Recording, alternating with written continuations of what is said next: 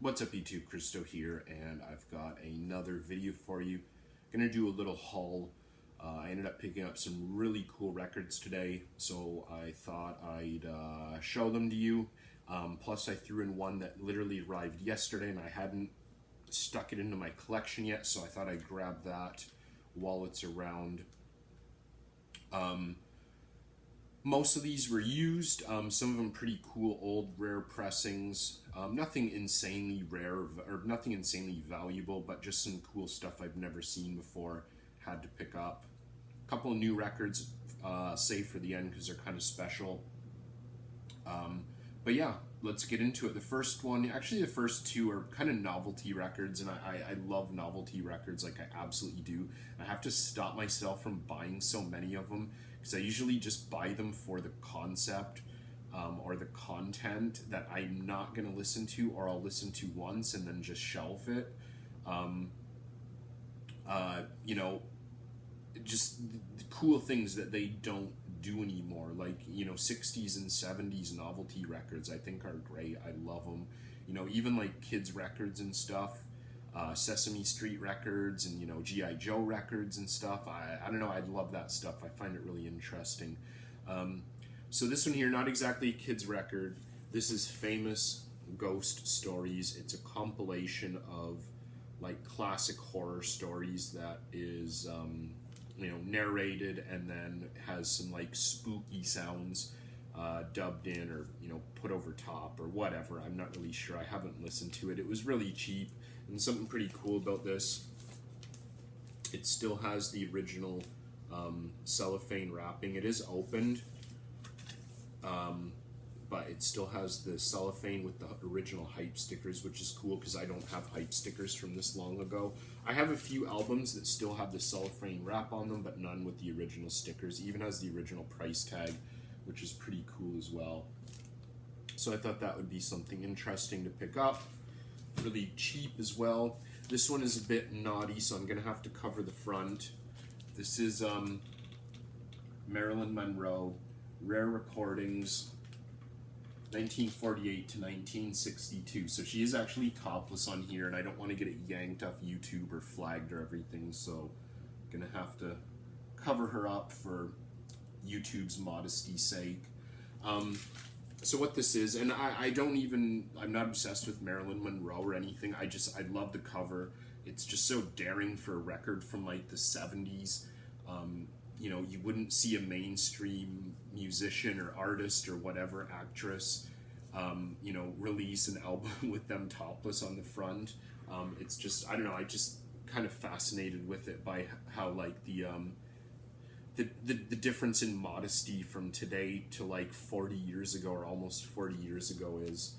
So this record is basically just a compilation of live performances where she sings, studio recordings, or like unreleased studio recordings, sessions, things like that. Basically just where she sings, but it's never been compiled on an official album kind of thing, which is cool. I'll probably listen to it once and then store it, and that's it. But it was pretty cheap, and yeah, just for the cover, I think it's a great buy for that whole sense. Okay, this one I picked up yesterday. This is the one that arrived, but I hadn't stored it yet. Guided by Voices, Do the Collapse. A lot of people consider this their worst album. It's pretty close. Not comparing to things after Half Smiles of the Decomposed, because a lot of the new stuff is really terrible, I think. It's got the custom sleeve in a translucent orange vinyl. Apparently this was a Record Store Day release from 15, I think.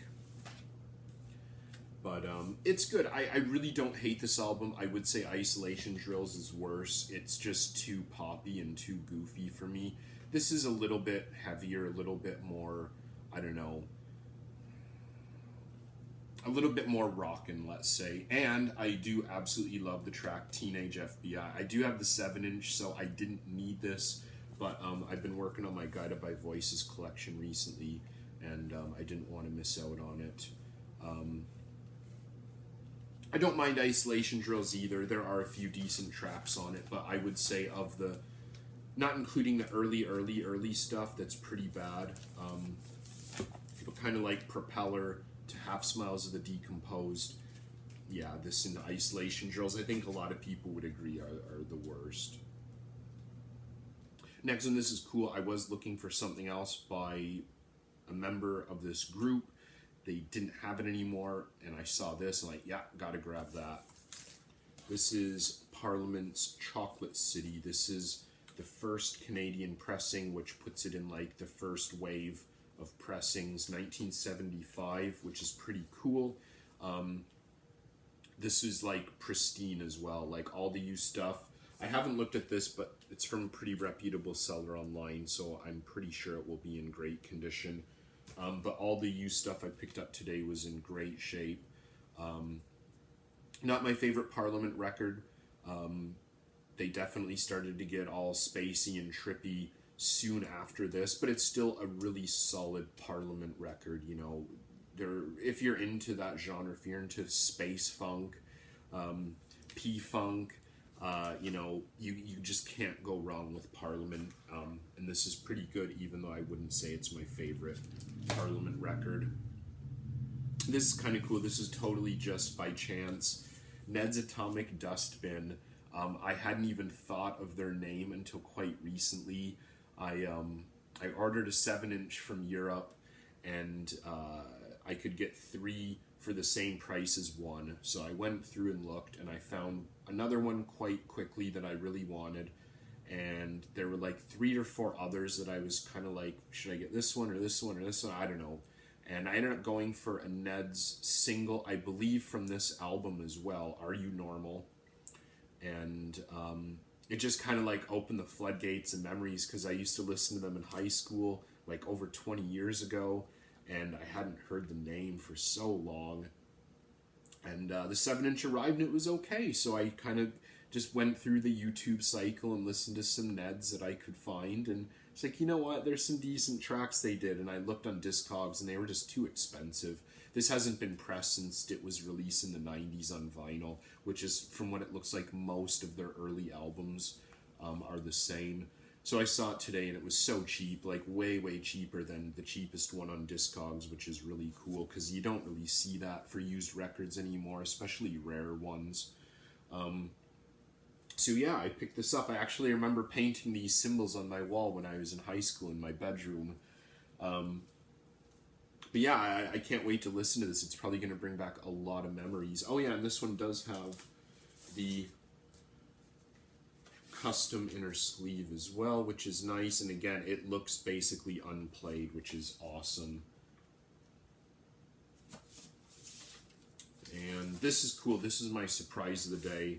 I had to grab it. I hadn't thought of this artist in a while. I had a CD by him maybe over a decade ago, and I loved it.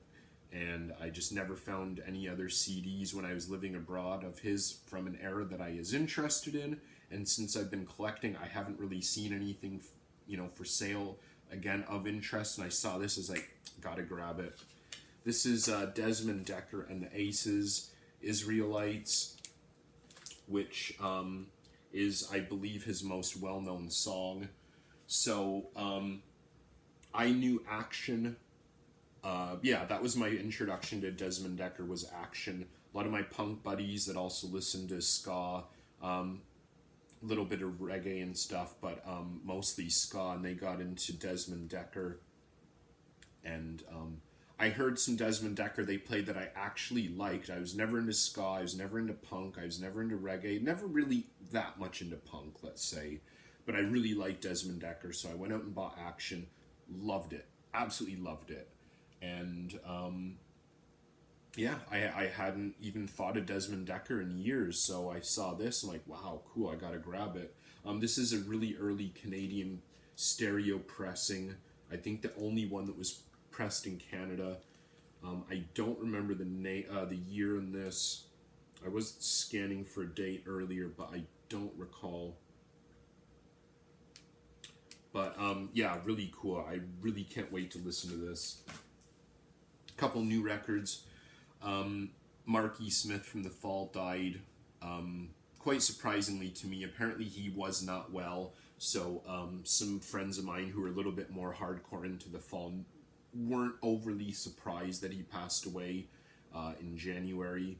And unfortunately for me, even though I've been listening to the fall for over a decade, I'd say now, I didn't really thoroughly get into them until very recently, like probably October, November of 2017, after I picked up some of their early reissues and was really enjoying them.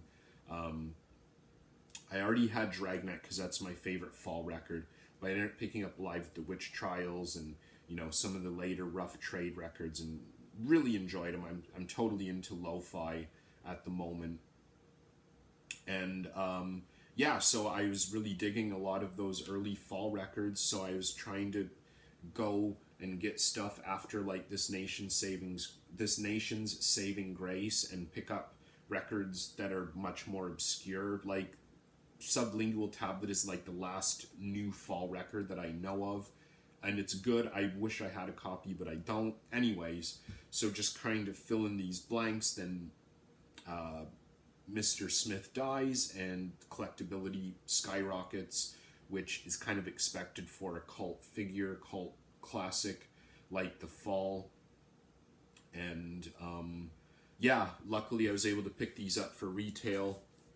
This is the Fall Rough Trade Singles Collection, which is literally just that. It's all the singles, B-sides that they put out